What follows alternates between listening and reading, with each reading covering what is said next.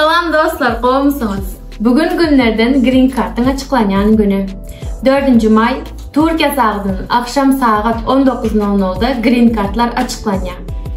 Green Card bilýäňiz bu ýöneki bir kart däl. Amerika döwletinde Amerikanyň raýatlary ýaly ýaşama hukugyny berýär. Bugünkü videomuzda Green Card'ın nähili jogaplaryny barlamalydygyny öğretip geçen, görkezip geçen. Siz agza bolun, biz başlayas.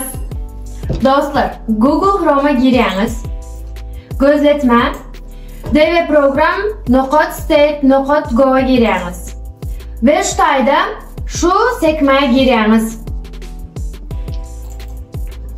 Ve check status.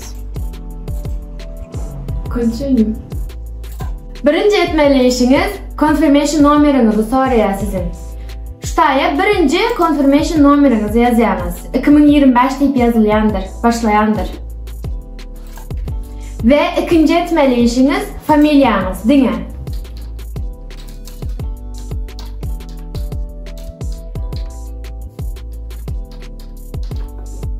Ve doğulan ýylyňyz.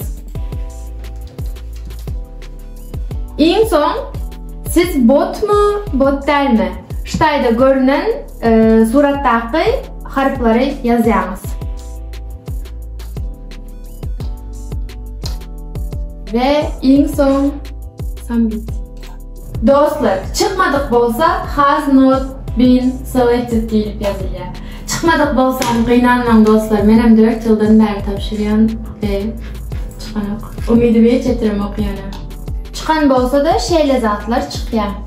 Dostlar, kime çıktı yorumlarda yazın bolýarmy? Eger size ýaşyl kart, Amerikanyň Green Card'y çıkan bolsa, Tekemize kampaniýasy size resmi namalaryňyzy dolu we dogry görnüşde taýýarlamana kömek etýär. Çıkan bolsa hazırdan gutlayan size yorumlara yazıp bilersiňiz. Meniki çıktı diýip, meniki çıkmandyr ýöne.